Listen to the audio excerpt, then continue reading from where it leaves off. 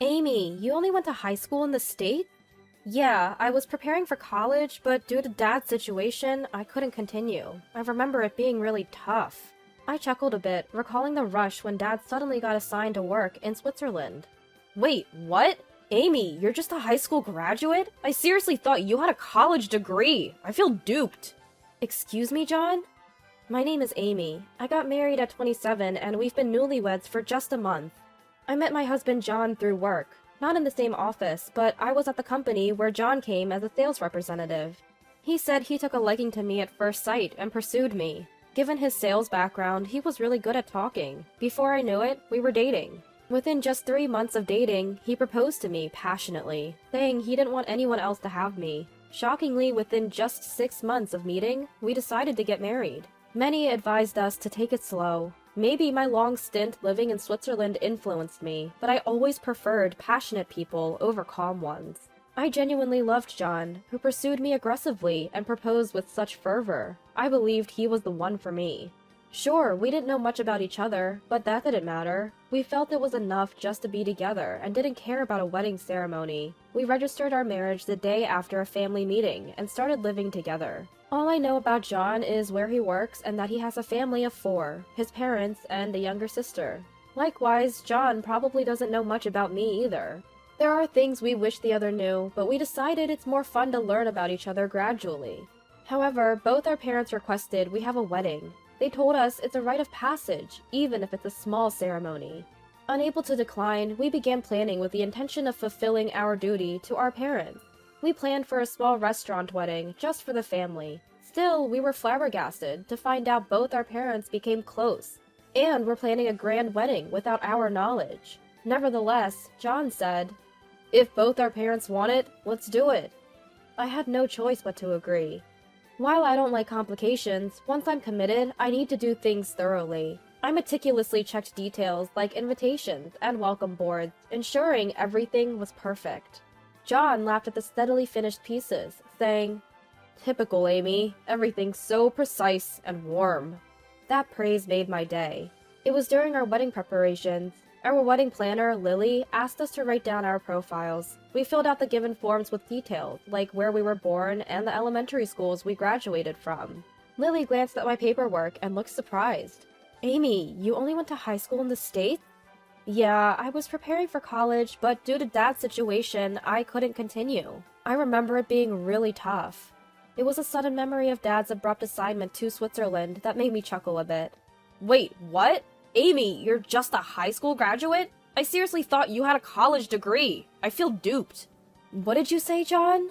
He didn't even acknowledge me. After handing his completed profile to Lily, he abruptly left, even though we were in the middle of our meeting. All we could do was stare, dumbfounded at John's retreating back. What on earth had just happened? Thankfully, the day's meeting was mainly about confirmations, so I handled the rest by myself. Rushing home, I was relieved to see lights on in the house. Entering, I overheard John on the phone. "Yeah, can you believe it? A high school graduate in this day and age. I thought I snagged a top-notch woman from a good place because she's attractive and competent at work, but she's just a high school graduate.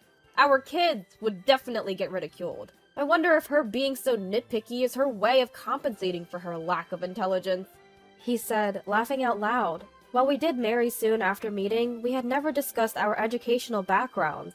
I had no idea John had such an elitist view. Had I known, I wouldn't have married him.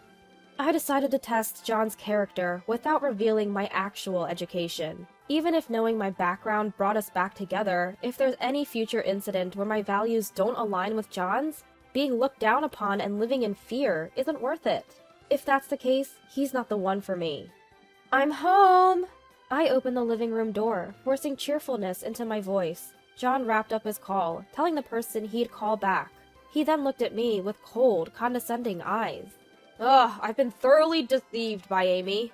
Guess you wanted to land a high-caliber guy like me with his high education. Bet you're pleased with yourself." "I didn't even know about your educational background. Remember? We agreed to get to know each other more." "You could easily find out. I graduated from a prestigious university. Agreeing to marry this quickly, in hindsight, is suspicious." This side of John was shocking, so mean-spirited. I loved his passion, but I never imagined he could be this impulsive and prejudiced. Deciding to check with my parents, I called home, only to find out they were hosting a party with parents-in-law. It's great that our families get along so well, but at this rate, our marriage was headed for disaster. I quickly relayed today's events to my dad over the phone and mentioned we might not go through with the wedding. I thought I told John about our family being stationed in Switzerland. Yes, I had mentioned living in Switzerland, and Lily has said, in America, it's just up to high school. So it's baffling how John associated that with just being a high school graduate. Plus, it's utterly disrespectful to those who work after high school or had circumstances that kept them from further studies. On the other end, it sounded like my parents and John's parents were having quite a party, with a lot of laughing. Anyway, I want to continue assessing John's character, so I'd appreciate it if they played along with the misunderstanding. I wasn't sure how much got through to the inebriated party, but John rarely contacts my parents, so it should be fine. After that, I tried to carry on with life as usual, but John's condescending attitude was palpable. He stopped doing chores. Previously, we'd share the tasks, but now everything fell on me. If I asked for help, he'd shoot back, "Do you want a divorce? Be grateful a high-spec guy like me even married a lowly high school grad like you." I felt increasingly repulsed by John, who frequently referred to himself as high-spec. On top of that, he dumped all wedding and honeymoon planning on me. John argued, "Given my high educational background, I have a demanding job. You, with your simple clerical tasks due to your education, surely have more time." And just like that, he stopped contributing to anything. Even though I earn slightly more than John, it seems like he's gotten something twisted in his head. Between work, household chores, and wedding preparations, I felt so overwhelmed. I worried I might collapse from exhaustion. The more I saw of John's behavior, the more I grew to despise him. But we were already legally married, and I had made promises to our parents. Once the wedding was over, we planned to sit down with both sets of parents to discuss our educational backgrounds and how we intended to live as a married couple. Though it's up to us to decide our future, right now our tempers and emotions are flaring. We need to calm down and focus on rebuilding our relationship. Since we've come together as a couple, it's essential not to hastily choose divorce. Holding on to that promise, I'm enduring our current situation. And then the long-awaited wedding day arrived. I felt guilty towards our parents, but truth be told, the spark in our marriage had already fizzled out. However, on that particular day, we played the part of a loving couple, greeting our family and work acquaintances with big smiles. Given the significant business ties, several high-ranking executives expressed their desire to attend, so we had sent out invitations. Looking back, I deeply regretted inviting them to a wedding of a couple on the brink of divorce. The guilt was overwhelming. "Amy, it's been a while," said Sam, John's predecessor, as he approached. "Long time no see. Thanks for coming," I replied. "Amy, I know it's not the best time, but is everything okay with John?" "What do you mean?" "Well, he mentioned you in a recent phone call, and I got concerned." "Is this about the high school graduate thing?" "Yes, I knew about your education in Switzerland and tried to gently correct him, but he wouldn't listen." So, Sam was the one John had been talking to. How could John speak so negatively about his wife, especially to someone from a business partner's company? As I chatted with Sam, other colleagues from John's company approached, showing concern. It seemed John had been bad-mouthing me a lot, and one of his bosses even told me directly that he couldn't support our marriage.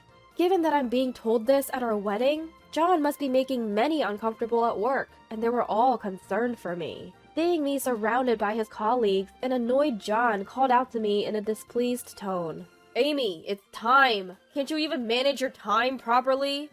John scolded. I silently followed behind him, my emotions concealed. I doubt we appeared happy, even up close. I had hesitantly told my friends about our marital issues and suggested they might not want to attend the reception. Still, they insisted, wanting to be there for me. A few even flew in from Switzerland, and their tables, decorated with a Swiss touch, were a topic of interest among the guests. The wedding ceremony concluded without a hitch, and the reception began. Our bosses from both sides gave their welcoming speeches. Following a toast, the meals were served. Yet, throughout it all, John kept a sour expression and just kept drinking his alcohol. "John, that's enough drinking," I said, trying to intervene. Drunk and agitated, John blurted out, It's all Amy's fault. I had this perfect life planned out. We'd have these amazing hybrid kids, be the envy of everyone, and now... Suddenly, he got up, snatched the microphone from the host, and started ranting.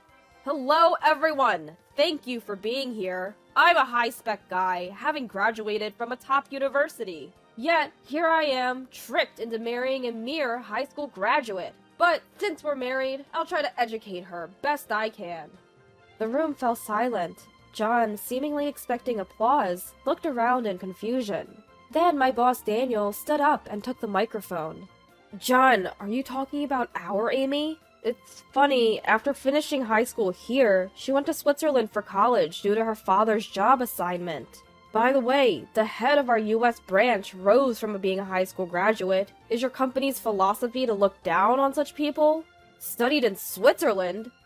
John seemed to snap out of his drunken state instantly, staring at Daniel in shock. Amy, is that true? Yes, I kept it a secret, but after graduating high school in the US, I went to Switzerland for college. I successfully graduated and even secured a job there, but due to a transfer to our US branch, I returned home with my family. By the way, Daniel continued, holding the mic, our US branch's CEO is a high school graduate who's worked their way up. Is John's opinion in line with your company's policies? As Daniel glanced over at the groom's side with the microphone, John's colleagues uniformly shouted out, No!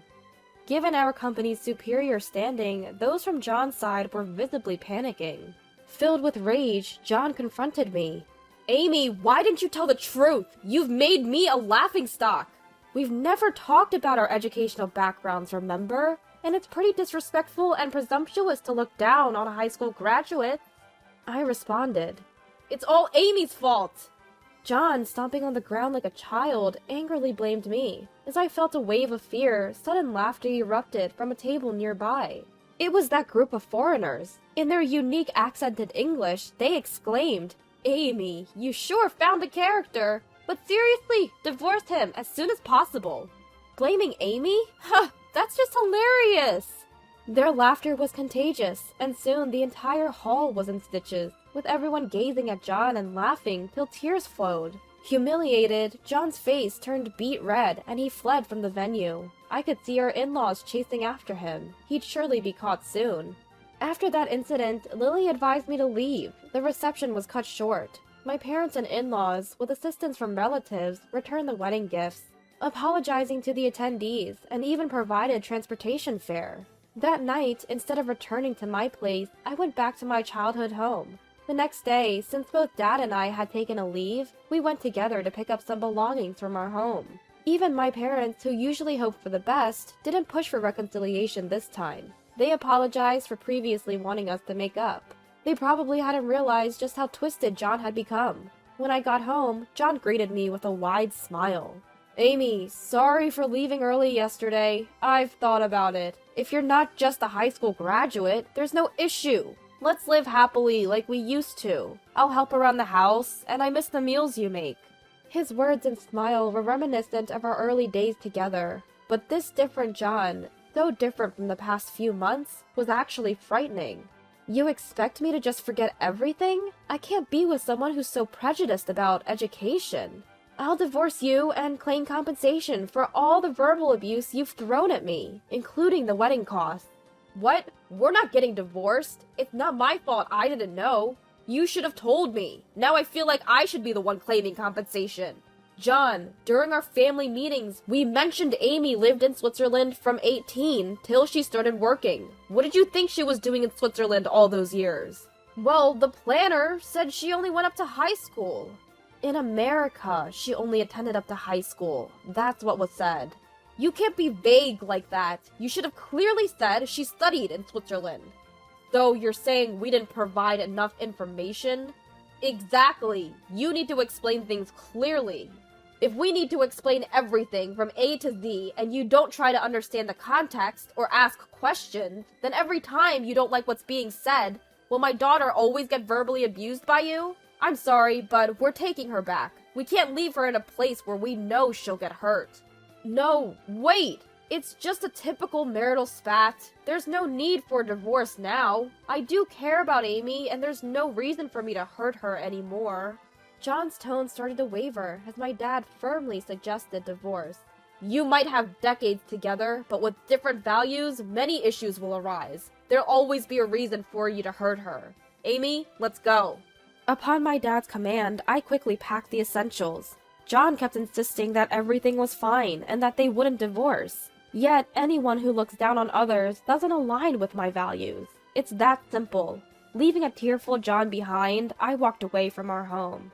I couldn't help but wonder, if he was so against the divorce that it brought him to tears, why did he continuously hurl such harsh words at me? Eventually, with the help of lawyers, the divorce was finalized and I was granted the compensation I had asked for. Even after the divorce, my parents remained close with my former in-laws. They often had parties at our place.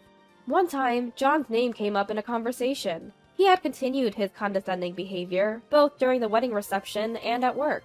This, combined with the distrust he caused with business partners, led his company to conclude that he didn't fit their values. As a result, he was moved away from any promotional path to a less significant role. Having always been prideful, he immediately handed in his resignation and left. Now he's working a part-time job. He's repeatedly mentioned wanting to move back home and promised to repay all the compensation money he owes. However, they've told him not to return until he's settled his debt.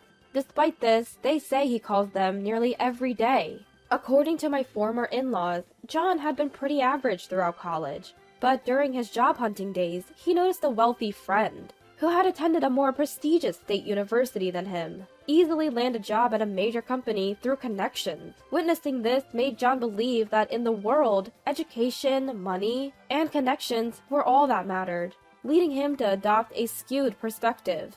Being among the more educated in his company, he received praise from his colleagues, which apparently didn't help. He began looking down on others, which led to the current situation. While John might have his reasons, the loss of important values like compassion and respect for others is his own responsibility. Unless he addresses his flawed character, he'll likely repeat the same mistakes wherever he goes. Not that it's my concern anymore. Recently, my company proposed that I return to our headquarters in Switzerland. Although my parents wish to stay in the US, after some contemplation, I've decided to start fresh and live alone in Switzerland. I spent my youth there, and in some ways, I feel more at home there than in the US. With an expected pay raise and the allure of potentially finding a new love, I'm hoping to find happiness once more.